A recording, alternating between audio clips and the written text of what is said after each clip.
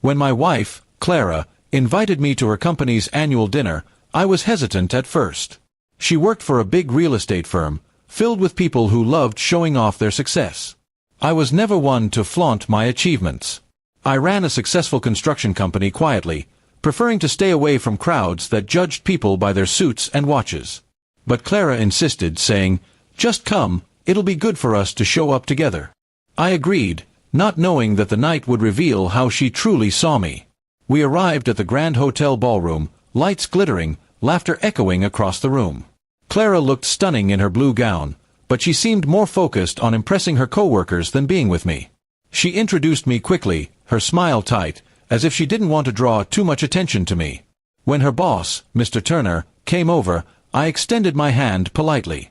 He nodded but barely looked at me, and Clara didn't even bother to mention what I did for a living. As the evening went on, I noticed Clara was different. She was louder, laughing at every joke her colleagues made, even ones that were at my expense. One of her coworkers, a tall man named Jason, asked, "So, what do you do, man?" Before I could reply, Clara laughed and said, "Oh, he's just in construction. Nothing fancy." The word, just, stung more than I expected. I smiled politely, pretending it didn't bother me, but inside, I was starting to see something I didn't like. When dinner was served, Clara moved to sit closer to her boss. I ended up across the table, surrounded by people I barely knew. They were talking about property values and luxury projects, completely unaware that my company was the one that built several of those very buildings. I listened quietly, realizing that these people lived in a world of appearances, and Clara desperately wanted to belong to it. Then came the moment that changed everything. Mr. Turner started talking about an upcoming project downtown. "We're still waiting for the final construction bid," he said. "I hope the team from Ashton Builders can take it. They're reliable." My ears perked up at the name. Ashton Builders, my company. Clara, trying to show off, leaned toward her boss and said, "Oh, I've heard of them. They're supposed to be really expensive. My husband's company could never compete with that." The table laughed. I didn't. My hands tightened around my glass. I could see the pride in her eyes as she tried to appear superior, even if it meant putting me down. Mr. Turner looked curious and asked, "Wait, what company do you work for, sir?" Before I could speak, Clara answered for me again. "It's small, not worth comparing." That was the last straw. I calmly placed my glass down and smiled. "Actually, Mr. Turner," I said, "I think you might be familiar with my company. Ashton Builders, that's mine." The laughter stopped instantly. Clara's smile froze, her face turning pale.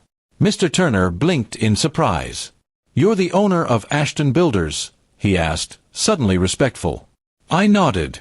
"Yes. We've handled several of your firm's projects over the past 3 years." The entire table went silent.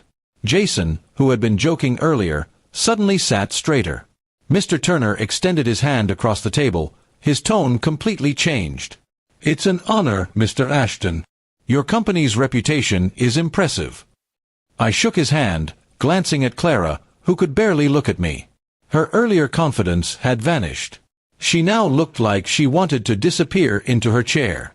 The rest of the dinner went differently.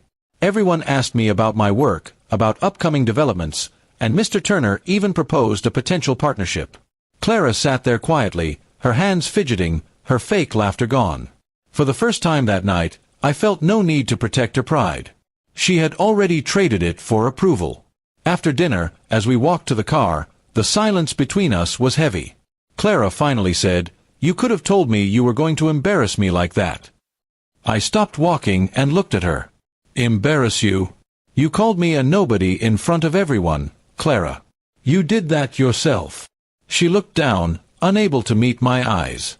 I drove home quietly, thinking about the years we had spent together. I had always supported her, encouraged her career, and believed in her dreams. But somewhere along the way, she started valuing status more than respect.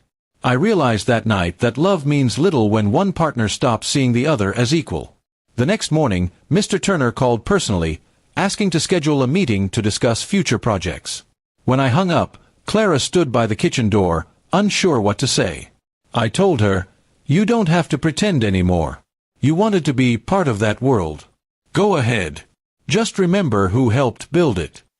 Weeks later, our marriage felt colder. Clara tried to apologize, but the words felt hollow. She learned the hard way that respect once broken can't be repaired by regret. I didn't humiliate her that night.